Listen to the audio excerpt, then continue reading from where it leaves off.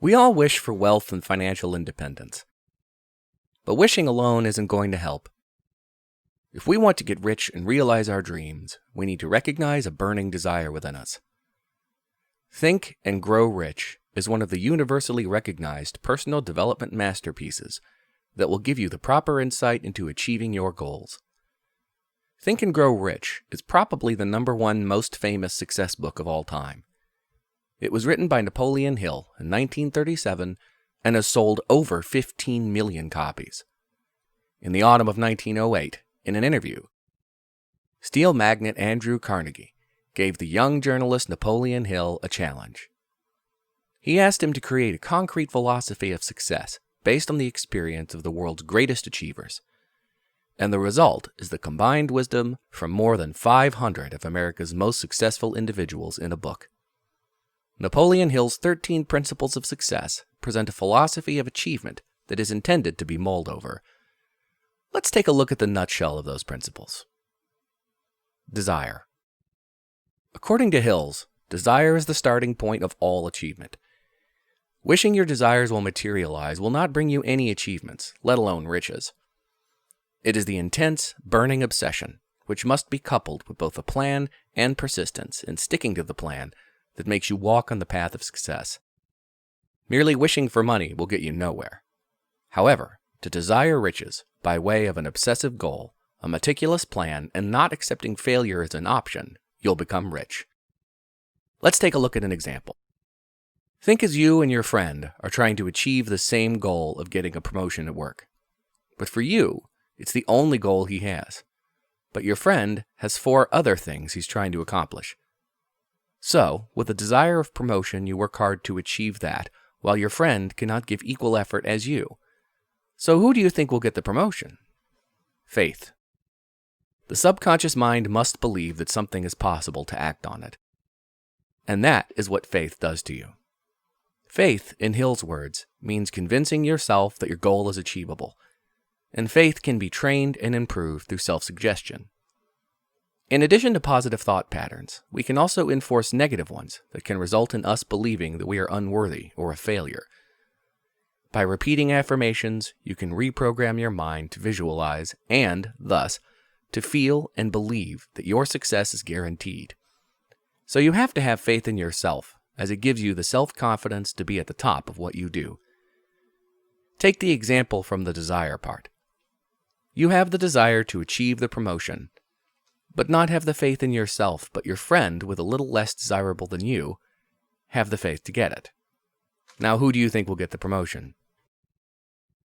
Autosuggestion.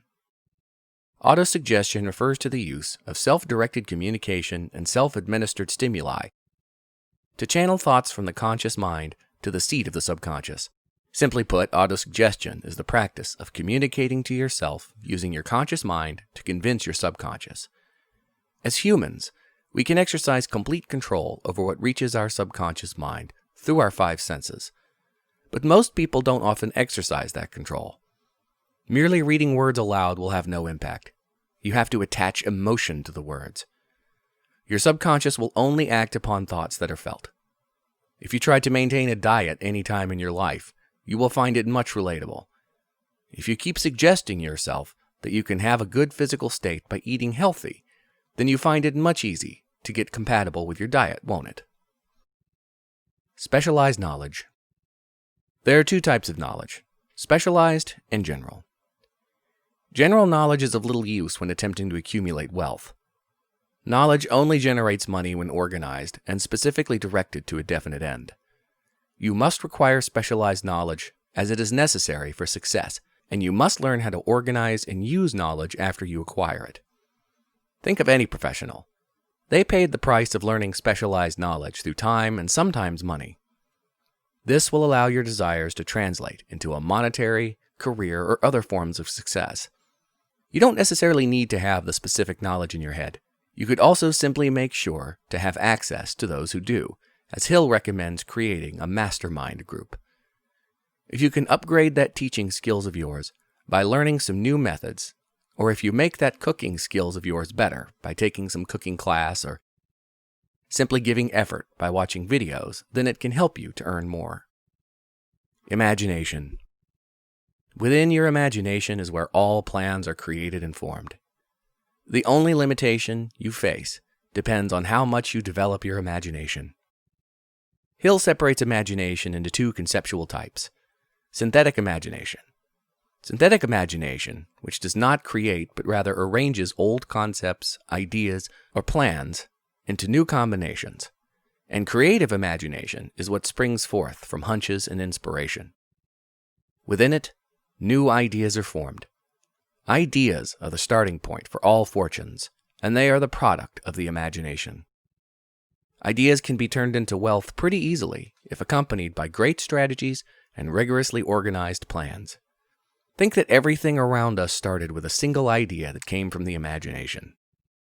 Like Coca-Cola, it once began as a single idea of a cold beverage, but now it is a multinational, multi-billion-dollar company. Organized planning. Every success story begins with people who know what they want to achieve and what they need to do for it. It is important to come up with a plan that outlines every step you'll need to take until the realization of your goal. And once you have a plan, get started. Don't waste time. To translate desire into its physical or monetary equivalent, you must form a definite, practical plan and put it into action. This process of planning must be continuous and persistent, since failure will often come before success, despite your best efforts. So you have to be prepared for it. Thomas Edison made 10,000 failed plans before he perfected the incandescent light bulb.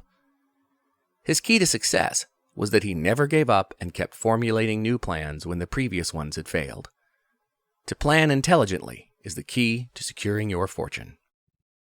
Decision. The trait that all successful people have in common is decisiveness. You must have the ability to make decisions quickly and then change them slowly. After analyzing the data accrued from interviewing more than 25,000 men and women, Hill concluded that a lack of decision, like procrastination, was one of the leading causes of failure. People who have no desire of their own are heavily influenced by the opinions of others and are not likely to succeed. Great accomplishments come from courageous decisions. The analysis of the success stories of multimillionaires revealed, by contrast, that they all had two characteristics in common. They were used to making split-second decisions, and once they made them, they stood firmly behind their decisions. So you have to put that decisiveness into your characteristics. Persistence. Persistence is a state of mind that can be cultivated by having definitiveness of purpose. Desire. Self-reliance with accurate knowledge and willpower. Throughout any project, regardless of its nature, we are all bound to encounter obstacles and difficulties. In such situations, most of us are too quick to give up our plans and let the project die. Persistence and endurance are key. That means, above all, that we work constantly on the realization of our goals and don't lose sight of them. You will not just get successful without facing any obstacles on the way. By putting concentration and effort, you can overcome this hurdle. How easily you'll be able to persist depends exclusively on how intense your desire to reach your goal is. When you are learning to ride a bicycle, if you quit just after tripping once or twice, then you will never learn it. You have to be patient and persistent with the process, and eventually, you can ride it on your way. Power of the mastermind. Whatever a project needs us to do, we are human after all, and we have a limit to our knowledge and skills. The bigger the goal, the more complex the planning. The more complex the planning, the more difficult the goal's execution. The more difficult the execution, the more dependent the brains behind the project will be on the creative, intellectual, and moral support of others. Individuals can attain and apply power through the formation of a mastermind group, an alliance of individuals with different strengths and perspectives. If your plans are thorough, then they will require the knowledge of others. By using the knowledge of the members of your mastermind group, you can generate power. Take a music band group as an example. You may be a good vocalist and also a guitarist, but you can't play piano or drums, so you have to form a group with people who can play the piano and the drums. The mystery of sex transmutation. Just when you thought it couldn't get any weirder, this chapter takes the prize for the most bizarre title. The desire for sex is the most powerful and primal of human desires. So strong is this desire that individuals often put their life and reputation on the line to indulge in it.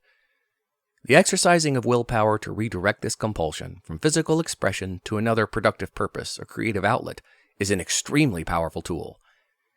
Simply, when this sexual energy is redirected into other pursuits, it can have a far more potent effect. A great salesman can reach a position of influence in his field only if he's able to fully transmute his sexual energy during the sales process. He acknowledges his sexual desire, but consciously decides to translate it into enthusiasm and passion for his profession instead of its most physical counterpart. The subconscious mind. The subconscious part of your brain is like an archive.